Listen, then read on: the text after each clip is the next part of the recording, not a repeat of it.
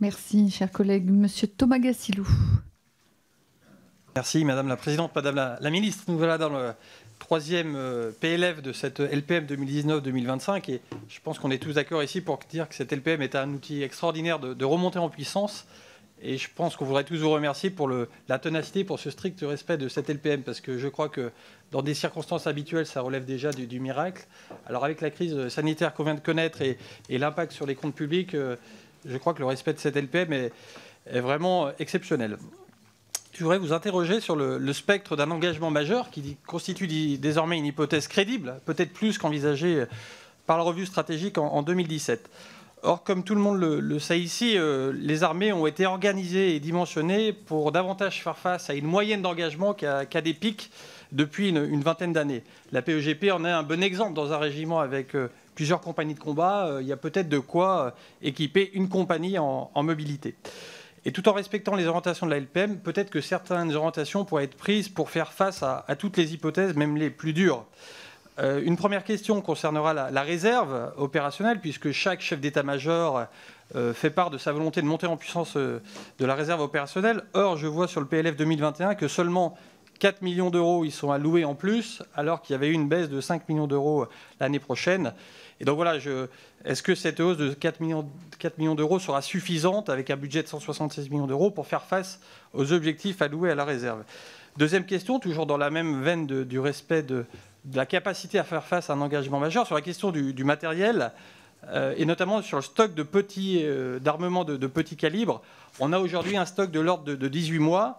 Or, dans le cadre d'un engagement majeur, ce stock pourrait rapidement fondre du fait de cet engagement.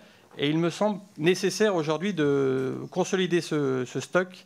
Je vois qu'il y a 200 millions d'euros de crédit de paiement là-dessus, mais qui seraient consommés peut-être pas intégralement par les munitions petit calibre. Donc pourriez-vous également nous faire un focus sur cette reconstitution nécessaire de stock de petit calibre? Merci. Pour ce qui concerne maintenant les petits équipements, le fonds des Finvest a vocation potentiellement à bénéficier à des entreprises qui seraient clés dans la chaîne de souveraineté et qui participeraient à la fourniture de petits équipements. Mais à ce stade, le point d'entrée, c'est vraiment la préservation de la chaîne de souveraineté.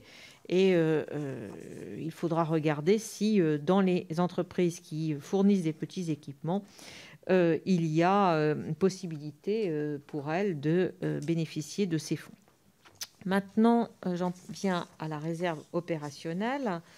La réserve opérationnelle en 2020 a atteint, d'abord c'est une très bonne nouvelle, la cible des 40 000 réservistes que nous nous étions fixés en LPM.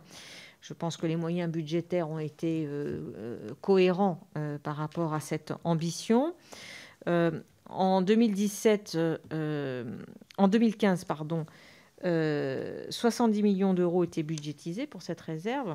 Et en 2021, ce sont 159 millions d'euros, soit plus du doublement, qui seront consacrés à la réserve.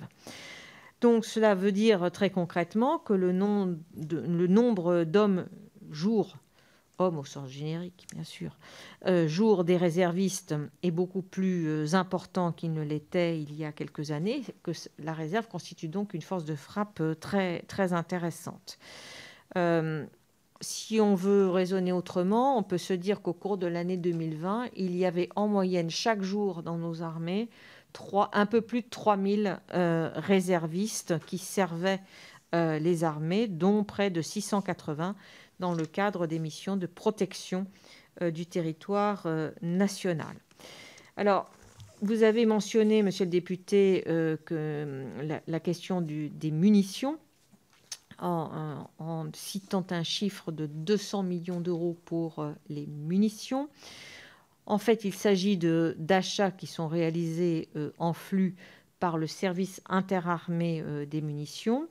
Et ce que je peux dire, c'est que les munitions de petit calibre sont les mêmes, qu'elles aient pour objet l'entraînement ou l'emploi opérationnel. Et donc, nous n'avons pas identifié de difficultés particulières concernant notre approvisionnement.